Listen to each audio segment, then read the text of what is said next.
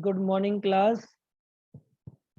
तो हम पढ़ रहे थे इरिगेशन मेथड के बारे में। तो second is border strip method in the surface irrigation. Now we are talking about border strip irrigation method. तो इसको आप बोल सकते हो बॉर्डर इरिगेशन, ठीक है, जो इरिगेशन बॉर्डर के द्वारा प्रोवाइड की जाए। It is control surface flooding method of applying irrigation water. तो पहले तो हमने अनकंट्रोल पढ़ा जो फ्लडिंग था। अब कंट्रोल मैनर में हम प्रोवाइड करेंगे वाटर को, ठीक है। कंट्रोल फ्लडिंग करेंगे कंट्रोल मैनर के अंदर। तो वो हो गया border strip method. In this method the farm is divided into the number of strips. पूरे फार्म को स्ट्रिप्स में डिवाइड कर दिया जाता है, ठीक है। लाइक ये देखो, ये फार्म है मेरा, इसको मैंने स्ट्रिप में डिवाइड कर दिया है,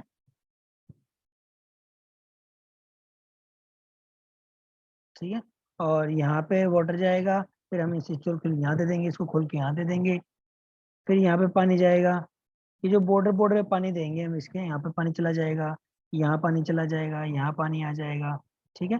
तो इस तरह वाटर यहाँ पे अप्लाई किया जाता है, ठीक है।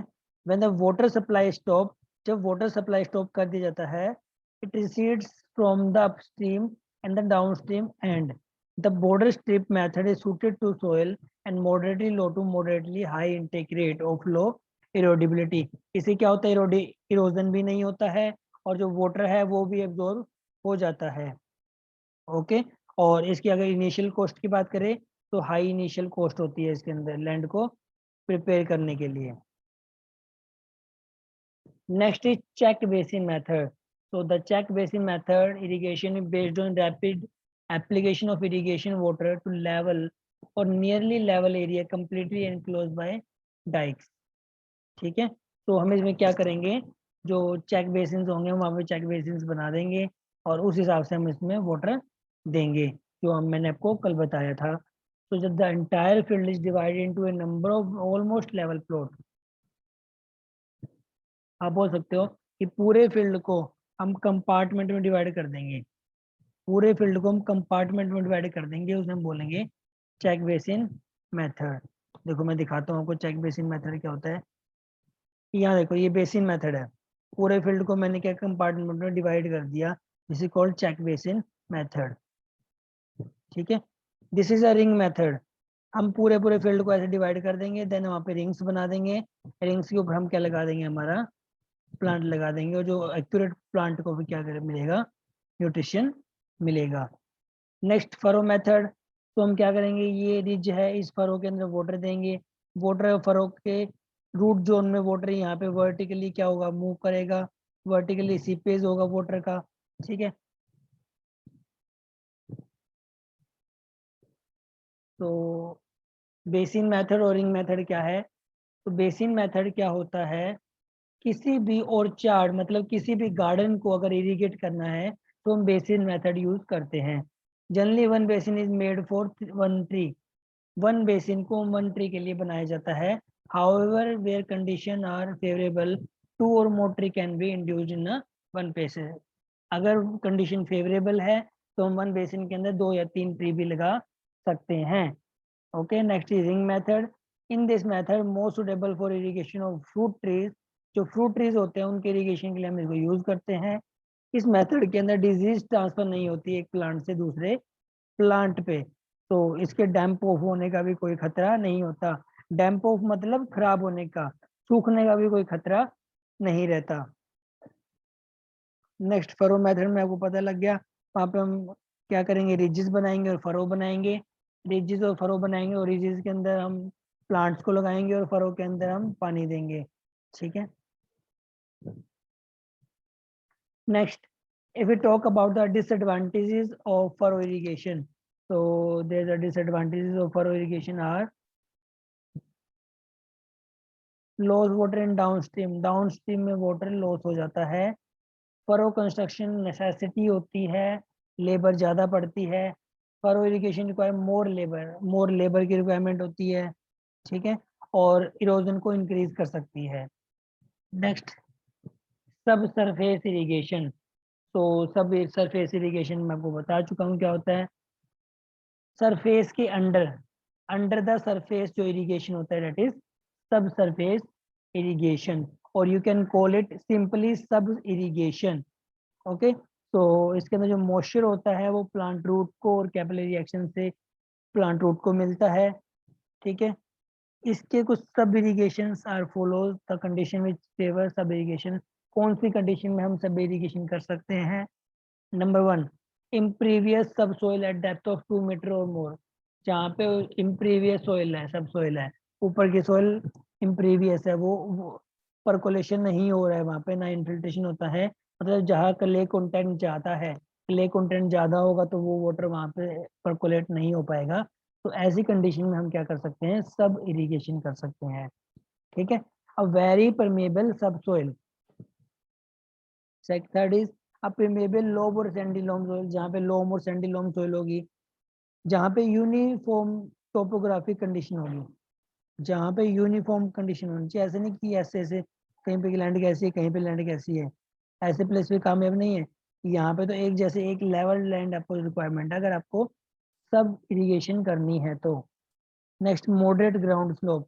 ग्राउंड का स्लोप क्या होना चाहिए? मॉडरेट होना चाहिए, बिल्कुल बराबर। ओके, उसके बाद बात करें कि सब इरिगेशन के अंदर हम कितने खड्डे डिचेस करते हैं, तो हम डिचेस करते हैं उसके अंदर 0.6 टू 0.9 मीटर डीप और 0.3 मीटर वाइड।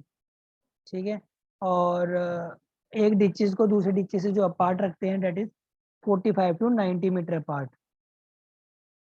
ओके,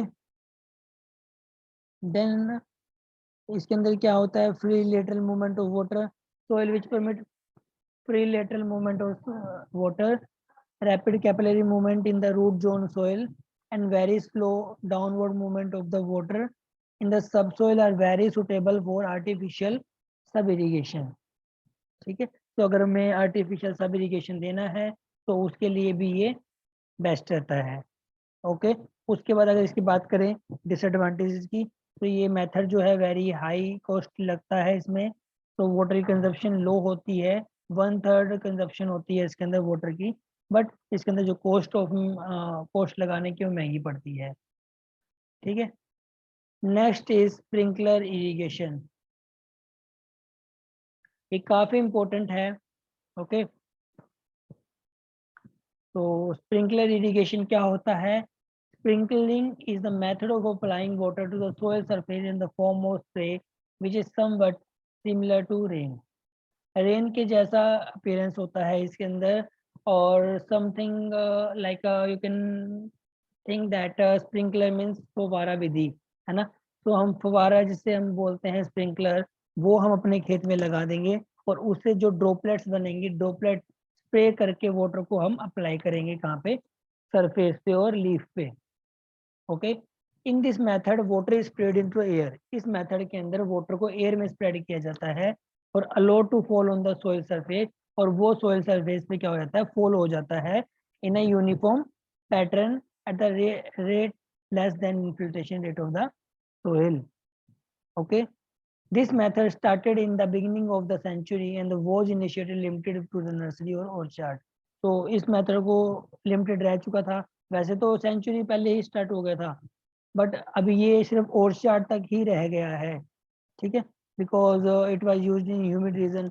जहाँ ह्यूमिड रीजन होते हैं वहाँ पे हम इसको यूज करते हैं। सप्लीमेंटल मेथड ऑफ इरिगेशन है ये, और काफ़ी पॉपुलर है डेवलपिंग कंट्रीज, कुछ कंट्रीज के अंदर, और कुछ डेवलपिंग कंट्रीज के अंदर भी काफ़ी पॉपुलर हो रहा है ये।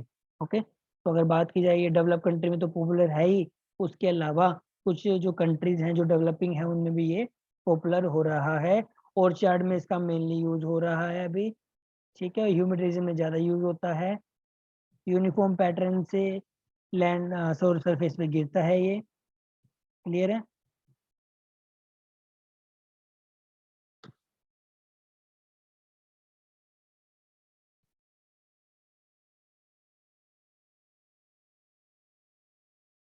Next, rotating sprinkler head. जो इसके अंदर स्प्रिंकलर हेड होता है, लाइक कैसे देखो, ये मेरे पास स्प्रिंकलर है, स्प्रिंकलर की पाइप है, इसके यहाँ पे ऐसे रोटेटरी एक हेड लगा होता है। ठीक है, यहाँ से पानी आता है, ये रोटेट होता रहता है और पूरे पूरे गोल पूरे 180 के एरिया में क्या कर देता है, वाटर को छिड़काव कर देता है। ठीक है, तो इसका जो हेड होता है वो क्या होता है, रोटेटरी होता है। Are sprinkler irrigation, each rotating sprinkler head applies water to given area, एक गिवन एरिया के अंदर वाटर को अप्लाई कर देता है। Size of which govern by the nozzle and size, इसका जो साइज है वो गवर्न करेगा उसका नोजल, उसका जो यहाँ नोजल होगा ना वो उसके साइज को गवर्न करेगा कि कितनी दूर तक वो वाटर जाएगा, और वही गवर्न करेगा कि कितनी दूर तक उसका प्रेशर जाएगा। ठीक है, alternatively perforated pipe can use to deliver water, तो ये जो परफोरेटेड पाइप है ये यहाँ इसमें क्या आता है, वाटर आता है, सो यहाँ से वाटर जो हम डिलीवर करेंगे, और जो ये हेड होगा रोटेटरी हेड होगा वो घूमेगा, और जो इस पे नोजल होगा वो प्रेशर और साइज को कंट्रोल करेगा। ठीक है, इसका जो मोशन होता है वो ट्रांजेक्टरी होता है, लाइक ये वाटर को ऐसे अप्लाई करेगा, ट्रांजेक्टरी अप्लाई करेगा। ठीक है, this jet provide Fairlie uniform application of water over the cropland, cropland पे वो वाटर को पूरे अच्छे से सप्लाई करेगा। तो with the availability of flexible PVC pipe the sprinkler system can be portable too, तो अगर हम यहाँ पे पीवीसी पाइप्स लगा सकते हैं, पीवीसी पाइप से हम इसको पोर्टेबल भी बना सकते हैं, लाइक हमने एक बार यूज कर लिया फिर इसको रिमूव कर लेंगे। ठीक है, और ये काफ़ी टाइप ऑफ सॉइल पे यूज हो सकता है, टोपोग्राफी ऑफ स्लोप पे भी यूज हो सकता है मैनी क्रॉप्स के अंदर। ठीक है, उसके बाद कुछ फेवरेबल कंडीशन क्या क्या होनी चाहिए, लैंड है स्टिप स्लोप, उसका स्टिप स्लोप होना चाहिए, इजिली इरोडेबल सोइल होनी चाहिए, very previous soil do not permit good distribution of water, अगर प्रीवियस सोइल होगी तो सरफेस मेथड पे ये क्या ज़्यादा प्रीवियस नहीं होगी। ठीक है, प्रीवियस मतलब जो बहुत ज़्यादा पानी को सोखती है, ऐसी सोइल होगी तो वहाँ पे इसका डिस्ट्रीब्यूशन अच्छे से नहीं हो पाएगा। तो इसके लिए हमें जो सोइल चाहिए वो ऐसी सोइल चाहिए जिसका वाटर होल्डिंग कैपेसिटी अच्छा होता है। Next, irrigation channel which are too small to distribute water efficiency by surface irrigation, इसका जो इरिगेशन चैनल है वो टू स्मॉल होना चाहिए डिस्ट्रीब्यूट करने के लिए वाटर को efficiently. Okay, next, land with shallow soil and undulated land which prevent proper leveling required for surface method of irrigation, तो इसके अंदर जो लैंड है वो अनडिल्यूटेड लैंड होनी चाहिए जिससे प्रॉपर लेवलिंग वाटर को इरिगेट किया जा सके। नेक्स्ट, अगर इसके एडवांटेज की बात करते हैं तो इसका एडवांटेज है कि इसमें 80% वाटर क्या होता है, कंज्यूम होता है बाय प्लांट, बाकी जो 20% वाटर वो क्या हो जाएगा, सेव हो जाएगा। और आप बोल सकते हो कन्वेंशनल मेथड जो हमने किए थे लाइक फ्लडिंग, सरफेस इरिगेशन, उससे 30% वाटर को यूज करता है, मान लो कि हमने फ्लडिंग कर दिया तो उसके कंपेयर में 30% वाटर यूज करेगा ये। ठीक है, तो अगर बात करें कितना सेव करेगा 30, तो 50% वाटर को सेव करेगा। इसकी प्रेशर की बात करें तो 2.25 किलोग्राम पर सेंटीमीटर क्यूब होता है। सेविंग इन फर्टिलाइजर, फर्टिलाइजर की सेविंग हो जाएगी इससे। सुटेबल फॉर एनी टोपोग्राफी, किसी भी टोपोग्राफी पे सुटेबल है, सोइल इरोजन नहीं होगा, सीड का जर्मिनेशन अच्छा होगा, pre aeration for root zone, aeration अच्छी होगी वहाँ पे, और यूनिफॉर्म एप्लीकेशन ऑफ वाटर होगी। तो ये इसके क्या थे एडवांटेजेस। अब डिसएडवांटेजेस की बात करें तो इनिशियल कॉस्ट ज़्यादा होती है। ठीक है, पुअर एप्लीकेशन एफिशिएंसी इन विंडी वेदर, अगर हवा चल रही है बहुत जोर से तो उस कंडीशन में जो वाटर वेपर होंगे वो वहां से उड़ जाएंगे, तो वहां पे अच्छे से इरिगेशन नहीं हो पाएगा। High evaporation loss, evaporation loss भी ज़्यादा होता है इसके अंदर। Water should be free of debris, water जो हम वाटर अप्लाई कर रहे हैं उसके अंदर कोई भी कूड़ा करकट नहीं होना चाहिए, अदरवाइज वो नोजल में फंस जाएगा। इक्विपमेंट को हम केयरफुली यूज करना चाहिए। Physical damage to crop by application of high intensity spray, अगर हाई इंटेंसिटी स्प्रे कर दी तो उसकी फिजिकल कंडीशन, फिजिकल डैमेज हो सकता है। पावर रिक्वायर होती है रनिंग पंपिंग यूनिट को, मतलब मोटर वगैरह प्रोवाइड करनी पड़ेगी। और it is not suitable for the tree, tree के लिए सुटेबल नहीं है। ओके, तो यहाँ देखिए ये है स्प्रिंकलर इरिगेशन, तो यहाँ पे हम प्रेशर गोज लगाएंगे, यहाँ से हमने वाटर लिया। ठीक है, ये इंजेक्टर हो गया, केमिकल इंजेक्टर हमने केमिकल डाल दे जो हमने अप्लाई करवाना है। तो ये पूरे पूरे सिर्फ जो पाइपलाइन लगी हुई है यहाँ से वाटर स्प्रिंकल होगा, यहाँ से स्प्रिंकल होगा, यहाँ से स्प्रिंकलर, यहाँ से स्प्रिंकल, यहाँ से स्प्रिंकल, ये देखो सारे सारे रोटेटरी हेड लगे हुए हैं ना, ये वाला जो लगा हुआ है रोटेटरी हेड, और इसके जो यहाँ पे यही होती है nozzle. Okay, next is trickle irrigation और ड्रिप इरिगेशन। तो ट्रिकल जो इरिगेशन होती है उसको ड्रिप इरिगेशन भी बोलते हैं, बिकॉज इसके अंदर क्या होती है, देखो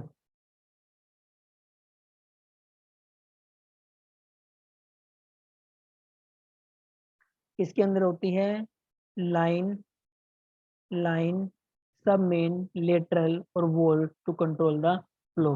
यहाँ देखो, ये जो हो गई क्या लाइन, ये वाली होगी लाइन, ये हो गई मेन लाइन, ये हो गई मेन लाइन, और मेन लाइन क्या की क्या हो गया सब मेन लाइन, सब मेन लाइन क्या की क्या हो गया लेटरल्स। देखो लेटरल्स हो गए ना, लेटरल्स क्या की क्या हो गया वॉल, जहाँ पे हमने पानी प्रोवाइड करवाना है। ड्रिपर और एमीटर, और यहाँ पे लगे होते हैं एमीटर और ड्रिपर लगे होते हैं, ठीक है। और इसके अंदर जो वाटर है वो डेब्रिज फ्री होना चाहिए, सारे रिमूव होने चाहिए, मिट्टी के पार्टिकल नहीं होने चाहिए इसके अंदर। फर्टिलाइजर को इसके अंदर डाल सकते हैं, प्रेशर रेगुलेट कर सकते हैं, ठीक है। द ड्रिपर है design to supply water at desired rate, 1 to 10 litre per hour water वहाँ पे सप्लाई होगा directly to the soil. Low pressure होगा इसका एमीटर का, और एडिक्वेट सोइल कैपिलरी फोर्स से ये वाटर को सप्लाई करेगा वर्टिकली, ठीक है। तो आपको इसमें इतना याद रखना है।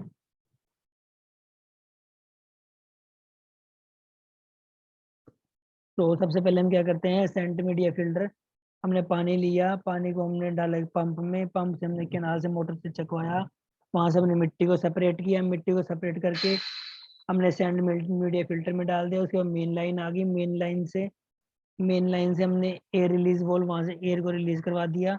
उसके बाद वाटर कहाँ चला गया सब मेन लाइन के अंदर, देन जो वॉल्व होते हैं वहां पे जाएगा, वॉल्व के बाद कहाँ जाएगा लेटरल, लेटरल में जाएगा, ठीक है। लेटरल के बाद जो नोजल और ड्रिपर होंगे वहां पे जाएगा, ठीक है। अब इसके एडवांटेजेस की बात करें, अगर हम ऐसे इसलिए करते हैं तो इससे प्रोडक्शन हमारा 20 से 40% बढ़ता है। तो जितने पॉली हाउस होते हैं वहाँ पे हम ड्रिप इरिगेशन यूज करते हैं। वाटर सेविंग की बात करें तो 30 to 60% वाटर की सेविंग होती है। अगर वाटर की एफिशिएंसी की बात करें तो 95% वाटर की एफिशिएंसी होती है, ठीक है। With the method water saving is 50 to 70%, और अगर एफिशिएंसी की बात करें तो दैट इज 95। लेबर और एनर्जी को सेव करता है, वीड कंट्रोल को सेव करता है, सोइल का इरोजन नहीं होता, प्लांट की ग्रोथ को इंक्रीज करता है, और प्लांट यील्ड को भी इंक्रीज करता है। Next is disadvantages. तो if you talk about the disadvantages, high skill is design installation and subsidy operation, high skill चाहिए इसको ऑपरेट करने के लिए। क्लॉगिंग अगर हो गई तो एमिटेटर खराब हो जाते हैं, ठीक है, तो उनको रिप्लेस करना पड़ता है। तो जो क्लोजली प्लांटेड क्रॉप है उनके लिए ये क्या है, सुटेबल नहीं है। नेक्स्ट अगर बात करें रेन गन इरिगेशन मेथड, तो rain gun irrigation available operating pressure, rain gun के अंदर हम जो प्रेशर मेंटेन करते हैं डेट इज 2.0 to 7.5 किलोग्राम पर सेंटीमीटर क्यूब, और फ्लो की बात करें तो 3 to 30 LPS, एंड नोजल का डायमीटर होगा 10 to 30 mm, और रेडियस होगा 27 to 60 मीटर। तो आपको यहाँ तक ये याद करना है, ओके। तो यहाँ तक हमारा इरिगेशन वाला चैप्टर कंप्लीट हो जाता है। इसके अंदर आपको मेन जो याद रखना है ड्रिप इरिगेशन, स्प्रिंकलर इरिगेशन क्या है उसके बारे में याद रखना है, ओके। ठीक है, फिर जो हम करेंगे नेक्स्ट क्लास में बाकी। Till then take care.